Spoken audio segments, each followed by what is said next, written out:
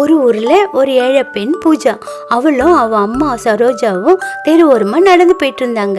அவங்க ஏதோ ஒரு கிராமத்துல இருந்து வந்தவங்க. அங்க இருக்கிற தேநீர் கடைக்கு போனாங்க. அந்த கடைக்காரரை பார்த்து சரோஜா சொன்னாங்க, நான் சோலாப்பூர் கிராமத்துல இருந்து வரேன். இந்த ஊர்ல நானும் என் பொண்ணும் தனியா தான் இருக்கோம். என் பொண்ணோட வயிற்றை நிரப்புறதுக்காக எனக்கு ஒரு வேலை தேவைப்படுது. கருணையோட என்ன வேலைக்கு வச்சுக்கிறீங்களா? உங்களுக்கு கொடுக்க இங்க எந்த வேலையும் இல்லை. என்னால உங்களுக்கு சம்பளமும் கொடுக்க முடியாது. அதனால நீங்க வேற இடத்துல போய் வேலை தேடுங்க. நீங்க என்ன வேலை வேணாலும் கொடுங்க, நான் செய்யறேன். நானே துணியெல்லாம் துவைச்சு போடுறேன். 3 வேளை சாப்பாடு மட்டும் கொடுங்க. காசெல்லாம் தர வேண்டாம். சரி, தரேன். ஆனா நீங்க இந்த கிராமத்துல என்ன பண்றீங்க? அண்ணே, இவங்க அப்பா திடீர்னு இறந்து போயிட்ட உடனே அவங்க வீட்டில் இருக்கிறவங்க என்னையும் என் பொண்ணையும் வெளியே துரத்தி விட்டுட்டாங்க. ஏன்னா அவங்க வீட்டில் யாருக்குமே பிடிக்காத என்ன கல்யாணம் பண்ணிக்கிட்டாரு. அந்த கிராமத்தில் எனக்கு யாருமே தெரியாது. சரி சகோதரி, நீங்க வேலை செய். அவங்க அம்மா கொஞ்ச நாள் அங்க வேலை செஞ்சு அந்த குழந்தையோட வயிறை நிரப்புனாங்க. அப்படி இருந்தும் அவங்க ரோட்ல தான் படுத்துட்டு இருந்தாங்க. ஒரு நாள் அந்த டீ கடைக்காரர் அவங்க ரோட்ல படுத்திருக்கிறத பார்த்துட்டு வருத்தப்பட்டு சொன்னாரு, அட சகோதரி, இன்னும் எவ்வளவு நாள் தான் தெருவுலயே தூங்குவ? நான் ஒரு வேலை பண்றேன். நான் ரஞ்சன் சார் கிட்ட பேசுறேன். என் கடையில இருந்து தான் அவங்க ஆபீஸுக்கு டீ வாங்குவாங்க. அவர் வீட்டுல வேலை செய்யறதுக்கு ஒண்ணு எடுத்துக்கிட்டா உனக்கு தூங்குறதுக்கு ஒரு நல்ல இடம் கிடைக்கும். அண்ணே, உங்களுக்கு ரொம்ப புண்ணியமா போகும். எனக்கு ஒண்ணும் இல்லைண்ணே. என் பொண்ணு இந்த நிலைமையில பார்க்கறதுக்கு ரொம்ப கஷ்டமா இருக்கு. சரி சகோதரி, நான் அவர்கிட்ட பேசுறேன். நீ இங்க வேலை செய்ய வந்திருக்கியா? ஆமா மேடம். நீ சமைக்கிற, துணி துவைக்கிற, எல்லா வேலையும் பண்ற. ஆனா என் பொண்ணு சமாரா கிட்ட இருந்து உன் பொண்ணை தள்ளியே இருக்க சொல்லு. உன் பொண்ணால என் பொண்ணுக்கு ஜுரங்கர வந்துட்டு போகுது. சரி மேடம், நான் பாத்துக்கிறேன். சரோஜா வீட்டுல வேலை செய்ய ஆரம்பிச்சா. ஒரு நாள் சமையல் கட்டுல சரோஜா வேலை செஞ்சிட்டு இருக்கும் போது திடீர்னு ஆர்த்தி சத்தம் போடுறத கேட்டா. அந்த சத்தத்தை கேட்டுட்டு சரோஜா வெளியே போனா. அவ பாக்குறா சமாரா ட்ரெஸ் அவ கையில இருக்கிறத. அவ அந்த ட்ரெஸ்ஸ திருப்பி திருப்பி பார்த்துட்டு இருந்தா.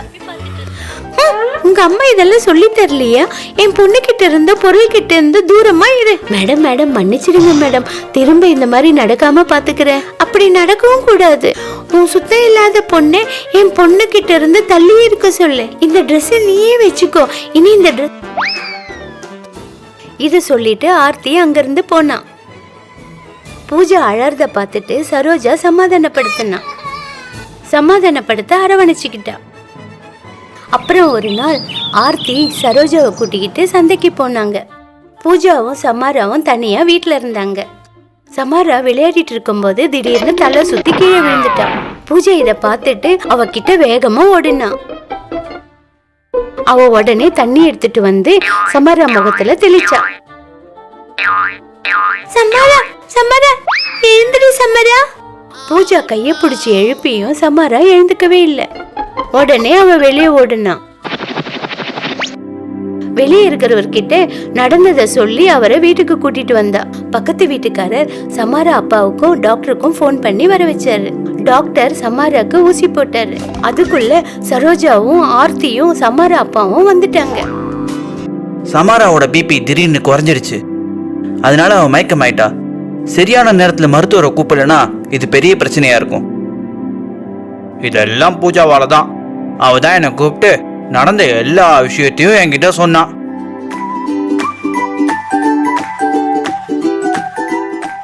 போதும் போதும் விளையாடு, வந்து 2 பேரும் சாப்பிடுங்க. மனிதர்களை திங்கும் ஓநாய். உத்தரப்பிரதேசத்துல ஆதம்பூர் கிராமத்துல எல்லாமே நல்லபடியா தான் போய்கிட்டு இருந்தது. ஆனா திடீர்னு ஒரு நாள் ராத்திரி எதிர்பாராத ஒரு சம்பவம் நடந்தது. வீட்டுக்கு வெளியே ஒரு கட்டில்ல அவங்க அம்மா கூட ஒரு குழந்தை தூங்கிட்டு இருந்துச்சு.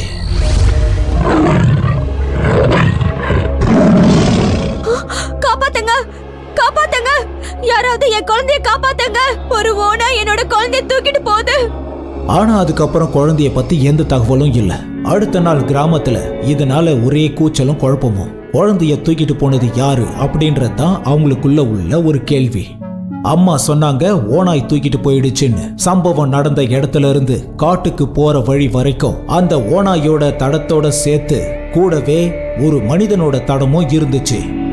இதுக்கப்புறமா அந்த கிராமத்துல மட்டும் இல்ல, பக்கத்துல உள்ள எல்லா கிராமத்திலையும் 6 பசங்க, 2 வாலிபர்கள், ஒரு வயசானவர்னு எல்லாரும் இறந்துட்டாங்க.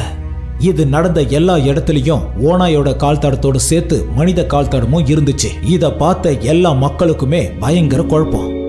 இங்க பார் ராம்கில்லாவன், இது ஒருவேளை பேய் பூதத்தோட வேலையா இருக்கும்னு தோணுது. எனக்கும் அப்படிதாங்க தோணுது. அதனாலதான் ஓஜா பாபாவை வர சொல்லியிருக்கேன். அங்க பாருங்க, ஓஜா பாபா வந்துட்டாரு. அவர் அங்க வந்து ஓனாயோட மனித கால் தடத்தையும் பார்த்து அவரோட சிஷ்யன் கிட்ட குசு குசுன்னு ஒரு விஷயத்த சொன்னாரு. சிஷ்யா, இந்த கிராமத்துக்காரங்க முட்டாளுங்க. இதான் நமக்கு நல்ல வாய்ப்பு. பேய் பூதம்னு ஏதாவது சொல்லி அவங்க கிட்ட இருந்து பணத்தை புடிங்கிடலாம். என்னாச்சு பாபா? பாபா என்ன சொல்றாருன்னா, மோசமான பூதத்தோட சக்தி இந்த கிராமத்துல இருக்குதான். இத சரி செய்யணும்னா நடுராத்திரி காட்டுல பூஜை செய்யணுமா, அதுக்கு நிறைய செலவாகும்னு சொல்றாரு. கிராம மக்களுக்கு உயிர் மேல இருந்த பயத்தால ஓஜா பாபா கேட்டபடி அவருக்கு நிறைய பணத்தை கொடுத்தாங்க. கிராமத்து மக்களை நம்ப வைக்கிறதுக்காக ஓஜா பாபா அவரோட சிஷ்யனோட சேர்ந்து காட்டுக்கும் கிராமத்துக்கும் நடுவுல உள்ள இடத்துல அவர் மாய மந்திர நாடகத்தை ஆரம்பிச்சாரு. இதை எவ்வளவு நாளைக்கு பண்ணணும் பாபா? பணம் தான் நிறைய கிடைச்சிருச்சே, இதை நம்ம வச்சுக்கிட்டு எங்கேயாவது சந்தோஷமா இருக்கலாம்.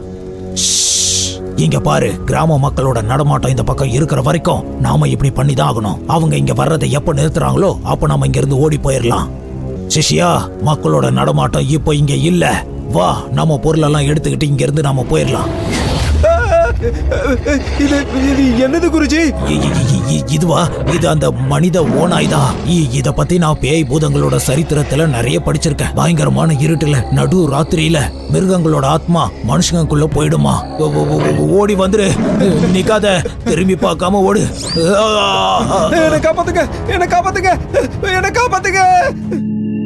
ஓஜா பாபாவுக்கு நடந்த நிலைமைய கேட்டதுக்கு அப்புறமா அக்கம் பக்கத்துல உள்ள கிராமத்து மக்களோட மனசுல மரண பயம் வந்துருச்சு. அதுக்கப்புறம் நடந்த விஷயங்களை ஓஜாவோட சிஷ்யன் வந்து சொன்னான். நான் குருஜி கிட்ட இருக்கிற பேய் பூதங்களோட சரித்திர கதையை படிச்சு பார்த்தேன். அடுத்த ராத்திரியில மிருகங்களோட ஆத்மா மனித உடம்புக்குள்ள புகுந்த உடனே அந்த மிருகத்தோட தலைய நாம எரிச்சு போட்டுருணுமா. அப்படி நாம எரிக்கும் போது மிருகத்தோட ஆத்மா நிரந்தரமா மனுஷன் உடம்ப விட்டு அப்படியே போயிடுமா, தெரியுமா?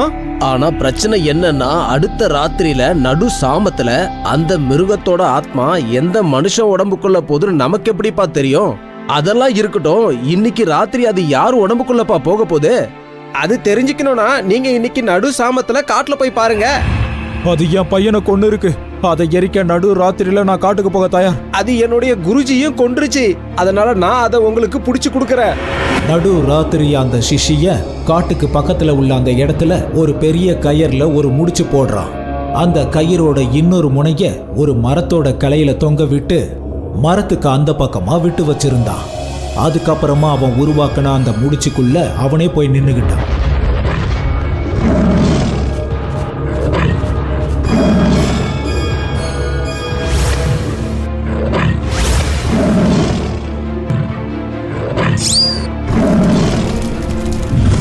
அப்பாடி, அந்த ஓனாய் கிட்ட இருந்து நம்ம கிராமத்துக்கு நிரந்தரமா விடுதலை கிடைச்சிருச்சு. நான் ரொம்பவே பயந்து போயிருந்தேன் தெரியுமா? இந்த ஓனாயால நமக்கு எந்த காலத்திலயும் விடுதலை கிடைக்காதுன்னு நான் நினைச்சுக்கிட்டு இருந்தேன். இங்க பாருங்க ஊர் தலைவரே, நீங்க இந்த மாதிரி எப்பவும் நினைக்காதீங்க. ஒரு விஷயத்தை மட்டும் நீங்க மறக்க கூடாது.